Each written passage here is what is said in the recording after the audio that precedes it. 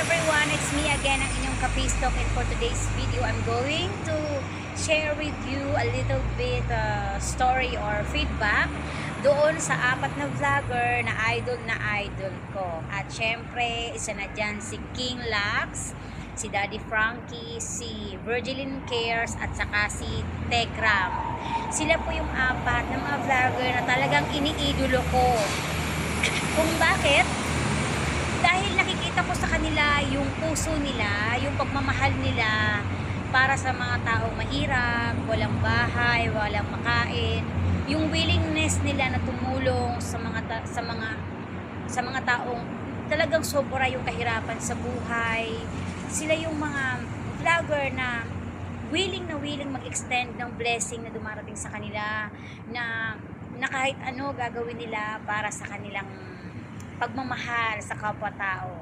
So, pag napapanood ko sila na namomotivate ako, at the same time lumalakas ang loob ko, lagi kong sinasabi sa sarili ko na ay meron pa palang mas nahihirapan kaysa sa akin, meron pa palang mas hindi ka nais-nais ang pinagdadaanan kaysa sa akin.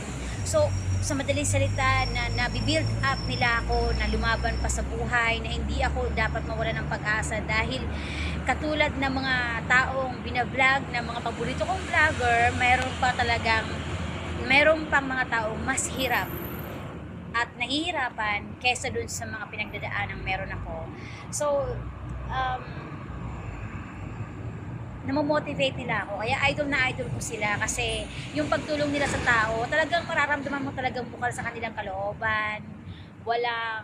Hindi fake, hindi siya pakitang tao lang. Mararamdaman mo talaga yung pagmamahal nila sa mga taong walang-wala. So, katulad ng mga paborito kong vlogger, kung ako ay magkakaroon ng pagkakataon na kahit paano na magkaroon ng konti sa buhay, katulad nila, gagawin ko din yung mga ginagawa nila, ang mag-extend ng tulong sa iba. So, sa ngayon, ipagpipray ko palagi ang apat na vlogger na ito na sana hindi sila magkasakit at more blessings ang dumating sa kanilang buhay para mas marami pa silang matulungan. So, yan muna sa ngayon ang aking video, at maraming salamat po sa pakikinig at panonood ng video na ito.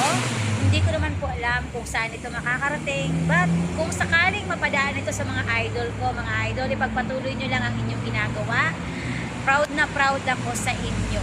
So, God bless you always, at sana ay humaba pa. Mag-extend pa na mag-extend ang inyong